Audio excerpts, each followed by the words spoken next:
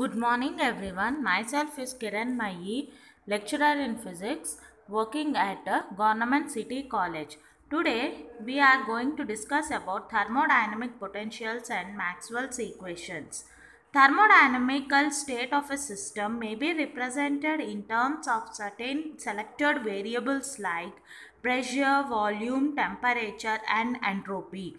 Any two of three variables are independent and rest are dependent. There exist certain relations among these thermodynamical variables. The first and second law of thermodynamics provide two relations which are expressed as dq equals to du plus pdv and dq equals to tds. For a complete description of system, certain other relations are required. For this purpose, we use certain energy terms or some functions of variables P, V, T and S, which are known as thermodynamical potentials.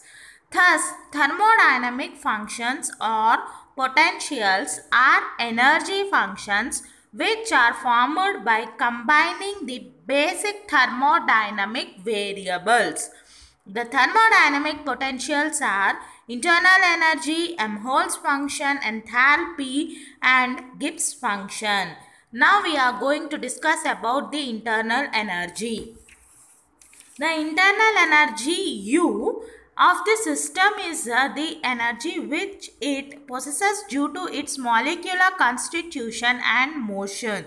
This is sum of kinetic energy and potential energy. According to first law of thermodynamics, there is a certain function U of variables which characterize the system.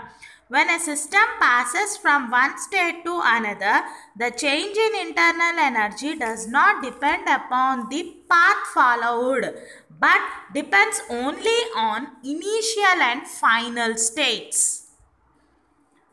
For a complete cycle, the change in internal energy is zero because the system returns to its initial state. The change in internal energy is given by dq equals to du minus pdv from the previous equations. And we know that dq equals to tds. By substituting that, we get du equals to tds minus pdv. Taking partial differentials of internal energy with respect to variables s and v, we get dou u by dou s at v equals to capital T and dou u by dou v at s equals to minus p. These are the relations connecting the internal energy U with thermodynamic variables S, V, T and P. Since du is a perfect differential, hence dou by dou v of dou u by dou s at v equals to dou by dou s of dou u by dou v at s. This implies dou t by dou v at s equals to minus dou p by dou s. This is first thermodynamic relation. Next is Helmholtz function. From second law of thermodynamics, we have du equals to tds minus pdv. Consider a process in which the system exchanges heat with surroundings and thereby maintains the temperature constant. TDS can be written as d of Ts. Substituting the value of that, we get the d of u minus Ts equals to minus pdv. Therefore, df equals to minus pdv. That is nothing but minus dw, where capital F equals to u minus Ts. This is known as Helmholtz free energy. Thus, the external work done on the system is equal to the decrease in Helmholtz function. When a system undergoes an infinitesimal reversible change from an initial equilibrium state to final equilibrium state, the Helmholtz function changes by an amount given by df equals to du minus tds minus sdt. That is, we know that about the du equation and substitute that, solving that, we get dF equals to minus S dt minus P dV. Here T, capital T and V are independent variables. Taking partial differentials of f, we have dou f by dou v at t equals to minus p and dou f by dou t at v equals to minus s. Since df is a perfect differential, hence dou by dou v of dou f by dou t at v equals to dou by dou t of dou f by dou v at t. Therefore, dou s by dou v at t equals to dou p by dou t at v. This is second thermodynamic relation. Enthalpy. Enthalpy is an extensive thermodynamical property and mathematically expressed as H equals to U plus PV. H gives the heat content at constant pressure, just as internal energy U gives the heat content at constant volume. So, this is called as heat function at constant pressure.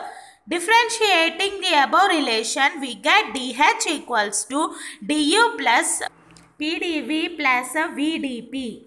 Now, taking partial differentials of H, treating S and P as independent variables, we have dou H by dou S at P equals to T and dou H by dou P at S equals to V. Since dH is a perfect differential, hence dou by dou P of dou H by dou S at P equals to dou by dou S of dou H by dou P at S.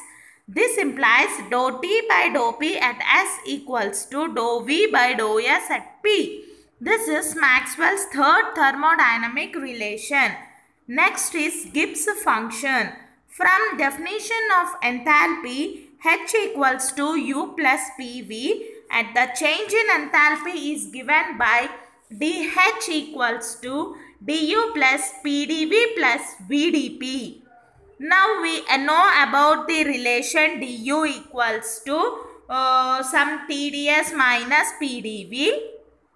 Therefore, substituting that equation, we get TdS plus vdp. If the process be isothermal, TdS equals to d of Ts as well as isobaric dP equals to 0. Then the above relation can be changed as dH equals to d of Ts or d of H minus Ts equals to 0. This is where H minus Ts equals to constant. This is called Gibbs function and is denoted by capital G. Thus, capital G equals to H minus Ts. It is obvious that function G remains constant if thermodynamic process remains isothermal as well as isobaric. For an infinitesimal reversible process, dG equals to dH minus TdS minus SdT. Therefore, from that we get VdP minus SdT. Here the independent variables are P and T. Taking partial differentials, dou G by dou T at T equals to V and dou G by dou T at P equals to minus S. Since dG is a perfect differential, we get dou by dou T of dou G by dou P at T equals to dou by dou P of dou G by dou T at P. Dou V by dou T at P equals to minus dou S by dou P at T. This is Maxwell's fourth thermodynamic relation. Thus, the four thermodynamical potentials, that is capital U of S comma T, F of T comma V, H of S comma P and G of T comma P, lead us the four thermodynamical relations known as Maxwell's equations or Maxwell's relations. The thermodynamic functions are of practical importance in studying the conditions of equilibrium of a system. The internal energy is an extensive property. Its value is proportional to the quantity of matter constituting the system under consideration. The change in internal energy when a system passes from one state to other is independent of path followed between the two states. The condition of equilibrium for a process in which temperature and volume of the system remains constant may be expressed as dF equals to 0. So, in isothermal and isochoric process, only those states are stable in which the Helmholtz free energy is minimum. We know that we have shown that Helmholtz free energy in any process at constant temperature is equal to the reversible work done by the system. That is minus dF equals to dW. We know that reversible work done is the maximum work which can be obtained from the given change in state. Thus, in an isothermal process, the decrease in Helmholtz free energy is a measure of the maximum work obtainable from the change in state. Enthalpy is an extensive property of the system. The change in enthalpy is equal to the quantity of heat given to the system for the change of state at constant pressure.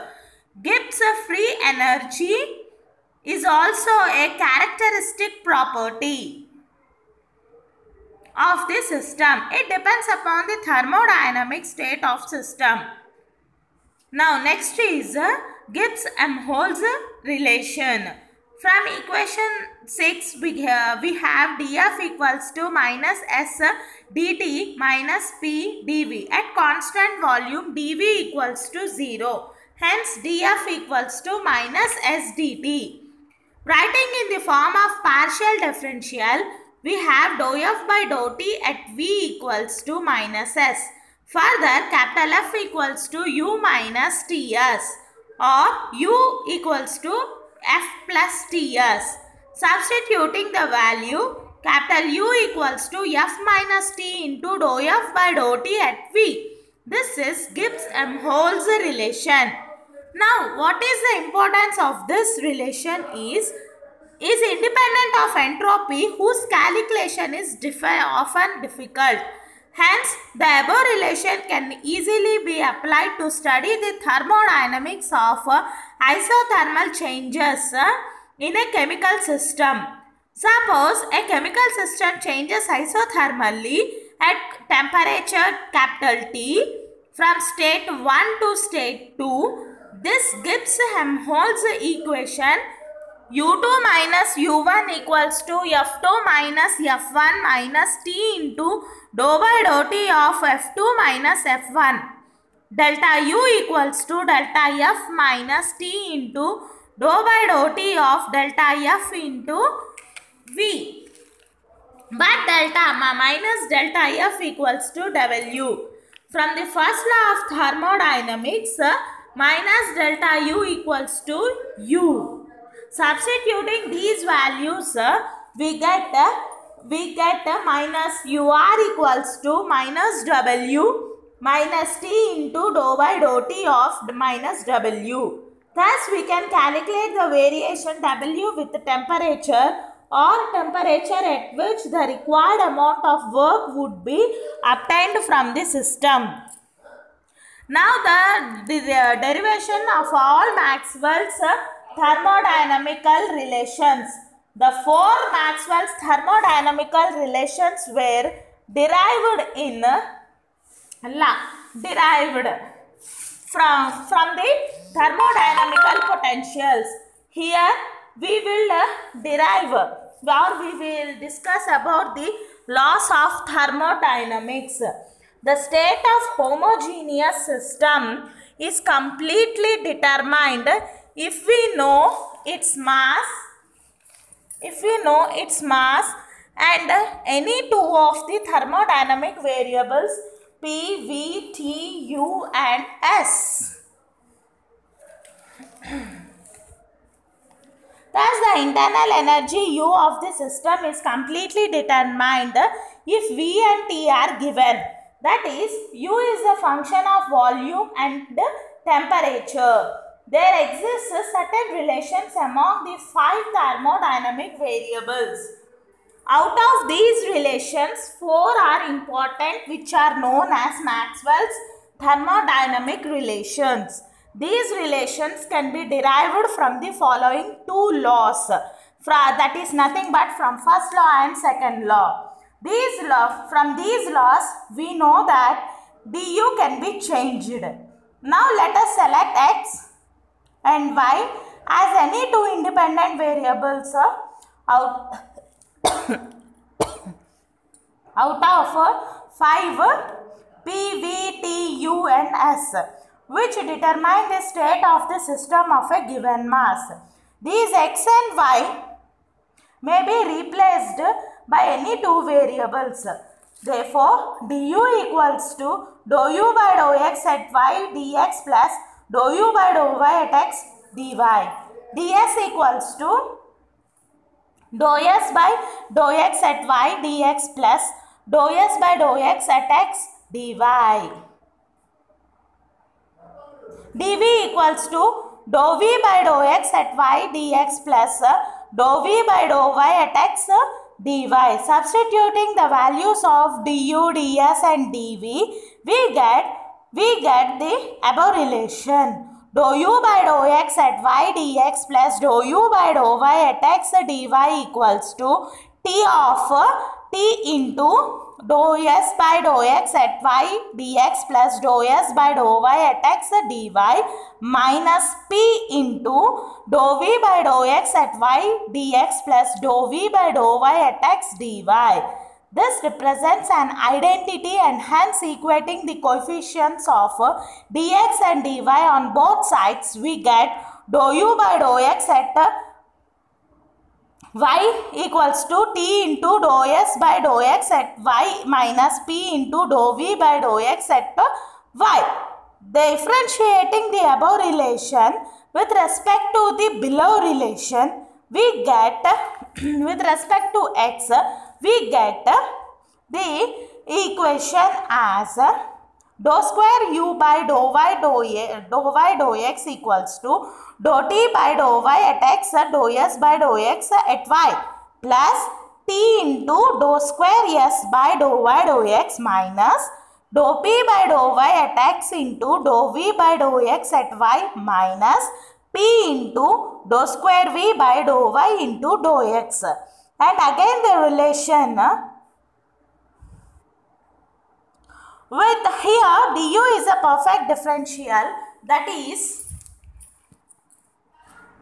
now du is a perfect differential, that is, whether du changes with x first and then with y or y first and then x, it does not make any difference. Similarly, ds and dv are perfect differentials. Hence, dou square u by dou x into dou y equals to dou square u divided by dou y into dou x, or dou square s by dou y into dou x equals to dou square s divided by dou x into dou y. And the last relation dou square v by dou y into dou x equals to dou square v divided by dou x into dou y. Substituting these values and equating on the right sides, we get dou t by dou y at x into dou s by dou x at y minus dou p by dou y at x into dou v by dou x at y equals to dou t by dou x into at y into dou s by dou y at x minus dou s by dou x at y into dou v by dou y at x. These are General Maxwell's thermodynamic equations. Now, let us substitute the pair variables P, V, T and S for independent variables x and y. First relation, put x equals to s and y equals to v. then dou S by dou X equals to 1 and dou V by dou Y equals to 1. Therefore, dou S by dou Y equals to 0 and dou V by dou X equals to 0. Substituting dou T by dou V at S equals to minus dou P by dou S at V. This is first thermodynamic relation. Now for second relation, put X equals to T and Y equals to V. Dou T by dou X equals to 1 and dou V by dou Y equals to 1. Dou T by dou Y equals to 0 and dou V by dou X equals to 0. Substituting these values in main relation, we get dou S by dou V at T equals to dou P by dou T at V. This is Maxwell's second thermodynamic relation. Now to get third relation, let X equals to S and Y equals to P. Therefore, dou S by dou X equals to 1 and dou P by dou Y equals to 1. Dou S by dou Y equals to 0 and dou P by dou X equals to 0. Substituting these in main relation, we get dou T by dou P at S equals to dou V by dou S at P. This is Maxwell's third relation. Fourth relation, put X equals to T and Y equals to P. Dou T by dou X equals to 1 and dou P by dou Y equals to 1. Dou T by dou Y equals to 0 and dou P by dou X equals to 0. Substituting these relations in main relation, we get dou S by dou P at T equals to minus dou V by dou T at P. This is Maxwell's fourth thermodynamic relation. With this, we can estimate the all four thermodynamic relations. For thermodynamic relations. Now, with the help of this, the great scientists Clausius and Clapeyron derive a equation that is known as Clausius and Clapeyron equation. The Clausius-Clapeyron latent heat equation relates the change in melting point or boiling point with a change in pressure. The equation can be derived from Maxwell's second thermodynamic relation, which is expressed as dou P by dou T at V equals to dou S by dou V at T. Multiplying T on both sides, we get T into dou P by dou T at V equals to T into dou S by dou V at T. T dou S by dou V into at T, that is dou Q by dou V at T. Here, dou Q represents the heat absorbed at constant temperature, that is dou Q is latent heat. Let unit mass of a substance under constant temperature is converted from one state to another state, absorbing an amount of heat L. Capital L. Suppose the specific volumes in first and second states be V1 and V2, then dou V equals to V2 minus V1. Therefore, T into dou P by dou T at V equals to L divided by V2 minus V1 into at T. That is nothing but dP by dt equals to L by T into V2 minus V1. This is Clausius-Clapeyron equation. For the applications of this equation is to study the variation of boiling point of a liquid with pressure. When a liquid boils, that is changes from liquid state to gaseous state, there is an increase in volume. That is, as V2 minus V1 is a positive quantity, dP by dt is also a positive quantity. This means that the boiling point of a liquid rises with increase in pressure. Next, this equation can be used to study the variation of melting point of a solid with pressure. This is classified into two cases. When V2 is greater than V1, for wax and sulfur, in this case, dP by dt is positive. This means the melting point of such substances rises with increase in pressure. The next condition is V2 is less than V1 for ice, gallium and bismuth. In this case, dP by dt is a negative quantity. This means that the melting point of such substance increase in pressure.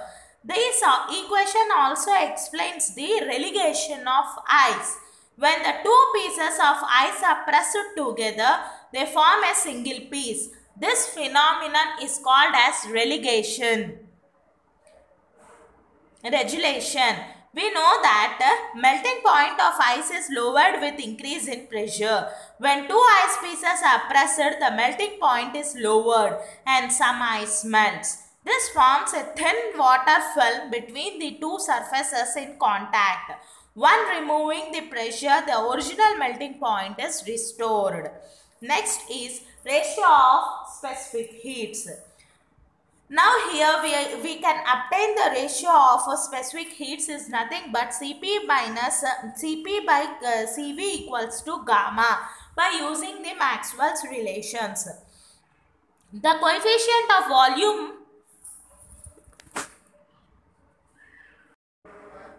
coefficient of volume elasticity is defined by E equals to stress by strain. That is nothing but minus dP by dV by V equals to minus V into dP by dV. Therefore, the adiabatic elasticity Es and isothermal elasticity Et is defined as Es equals to minus V into dou P by dou V at S and Et equals to minus V into dou P by dou V at T. Dividing the two equations, we get Es by Et equals to dou P by dou V at S divided by dou P by dou V at T. Therefore, from this, dou P by dou T at S into dou T by dou V at S divided by dou P by dou S at T into dou S by dou V at T. Substituting the values of from Maxwell's relations, we get dou S by dou T at P divided by dou S by dou T at V. By solving the above equations with the help of Maxwell's relations, multiplying the numerator and denominator by capital T, we get Es by Et equals to T into dou S by dou T at P equals divided by T into dou S by dou T at V. That is nothing but dou Q by dou T at P divided by dou Q by dou T at V. We know that dou Q by dou T at P equals to Cp and dou Q by dou T at V equals to Cv. Therefore, Cp by Cv equals to gamma. That is nothing but Es by Et. Thus, the ratio of specific heats of substance at constant pressure and constant volume is equal to the ratio of adiabatic and isothermal elasticities. Now, difference of these two specific heats. In case of solids and liquids, during the change of temperature, the change in volume is negligible. So, there is only one specific heat. On the other hand, during the change of temperature, the gases suffer big changes of both pressure and volume. Therefore, it is important to specify the condition under which the heat is supplied. In practice, there are two specific heats of gas. Specific heat at constant volume, specific heat at constant pressure. Specific heat at constant volume will be defined as Cv, the amount of heat required to raise the temperature of 1 gram of gas. 1 gram of gas through 1 degree Celsius when the volume of gas is kept constant. Similarly, the specific heat of gas at constant pressure Cp is defined as the amount of heat required to raise the temperature of 1 gram gas through 1 degree Celsius when the pressure of gas is kept constant. The specific heat at constant pressure is greater than the specific heat at constant volume. The reason is when a gas is heated at constant volume, the heat supplied to the gas is wholly used in increasing its temperature. On the other hand, when the gas is heated at constant pressure, a part of heat is used in increasing its temperature, while a part is used in doing external work to keep the pressure constant. The molar specific heats at constant pressure and at constant volume are expressed as Cp equals to dou Q by dou T at P and Cv equals to dou Q by dou T at V. Cp minus Cv equals to dou Q by dou T at P minus dou Q by dou T at V. We know that dou Q equals to Tds. Therefore, substituting that, we get Cp minus Cv equals to T into dou S by dou T at P minus dou S by dou T at V. Let entropy be a function of independent variable V and T. Therefore, S equals to f of V comma T. We have changed the ds given by, we have change in ds is given by ds equals to dou S by dou T at V dt plus dou S by dou V at T dV. Dou S by dou T at P can be written as dou S by dou T at V plus dou S by dou V at T into dou V by dou T at P.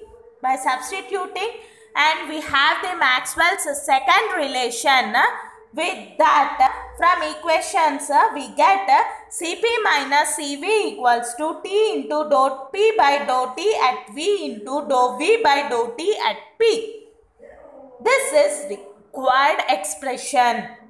For perfect gas, that is nothing but 1 mole of a perfect gas, PV equals to RT. Dou P by dou T at V equals to R by V and dou V by dou T at P equals to R by P. Substituting these values in the above relation, we get Cp minus Cv equals to T into R by V into R by P equals to Tr square by Pv. That is nothing but R. That is a constant. For van der Waals gas, P plus A by V square into V minus B equals to RT, where A and B are constants.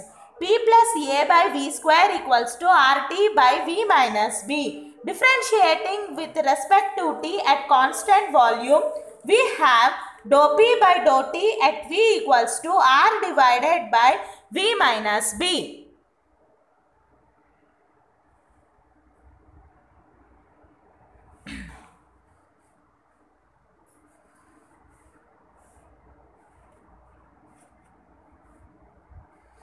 Now, by differentiating with respect to T, we get at constant pressure the minus 2a square by v cube into dou v by dou t at P equals to minus r by rt by v minus b whole square into dou v by dou t at P plus r by v minus b. By solving, we get one relation. Substituting in the original equation, we get r divided by 1 minus 2a by v cube into v minus b whole square divided by rt.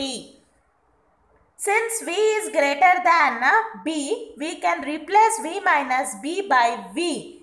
Therefore, Cp minus Cv equals to r divided by 1 minus 2a by v cube into v square by rt. Therefore, we get r into 1 plus 2a by rvt.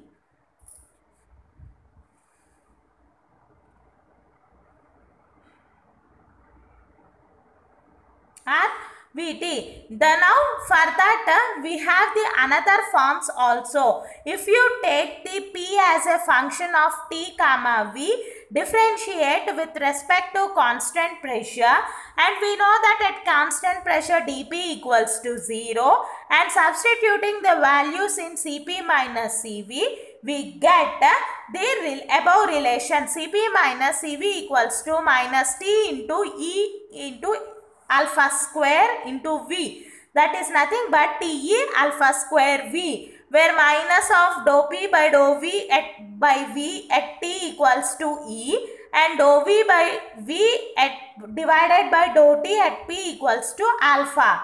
where E is bulk modulus at constant temperature and alpha is coefficient of volume expansion. Therefore, the above relation for van der Waals is also changed as Cp minus Cv equals to Te alpha square V. Now, next is Joule-Kelvin effect.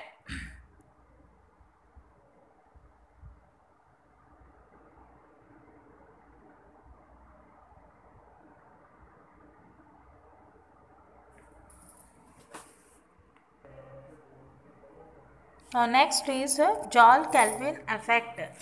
Now Joule-Kelvin, when a gas undergoes a constant high pressure is passed through a porous plug to a region of constant low pressure, there is a change in its temperature.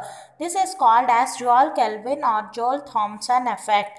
The following points are observed. All the gases when passed through a porous plug suffer a change in temperature. At ordinary temperatures, all gases except hydrogen and helium suffer a fall in temperature, while hydrogen and helium suffer a slight rise in temperature. The change in temperature is directly proportional to the pressure difference on the two sides of the plug. As the initial temperature of the gas rises, the cooling effect diminishes. At a certain initial temperature, known as inversion temperature, the cooling effect is changed into heating effect. Expression for cooling. When a gas suffers a Joule-Kelvin effect, the total enthalpy of the gas remains constant. That is, H equals to U plus PV equals to constant. D of U plus PV equals to 0. Du plus PdV plus VdP equals to 0. From first and second law of thermodynamics, TdS equals to du plus PdV. Substituting the values of du plus PdV, we get TdS plus VdP equals to 0. Suppose that S is a function of P and T, then change in entropy ds is expressed as ds equals to dou S by dou P at T dP plus dou S by dou T at P dt. Substituting, we get T dou S by dou T at T dP plus T into dou S by dou T at P dt plus VdP equals to 0. Now, we know that T dou S by dou T at P equals to dou Q by dou T at P, that is Cp. Dou S by from Maxwell's fourth relation, we have dou S by dou T at T equals to minus dou V by dou T at P. Substituting, we get Cp dt equals to T into dou V by dou T at T dP minus V dP. Taking dP as common, we get dt by dP equals to 1 by Cp into T into dou V by dou T at P minus V. This is the expression for cooling produced by Joule-Kelvin effect.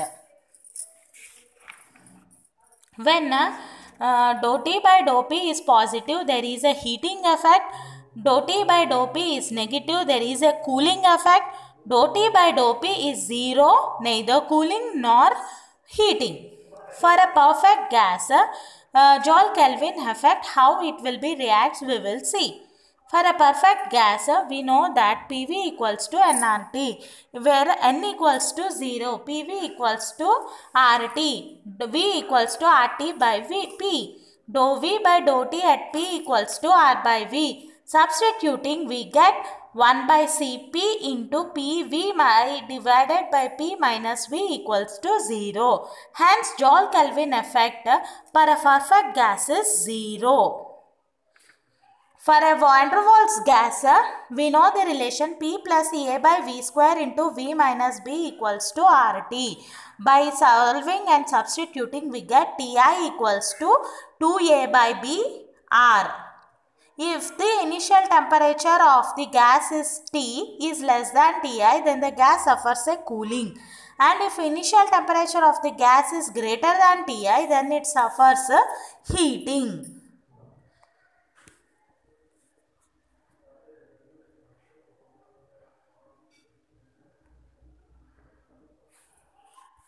where small a and small b are constants.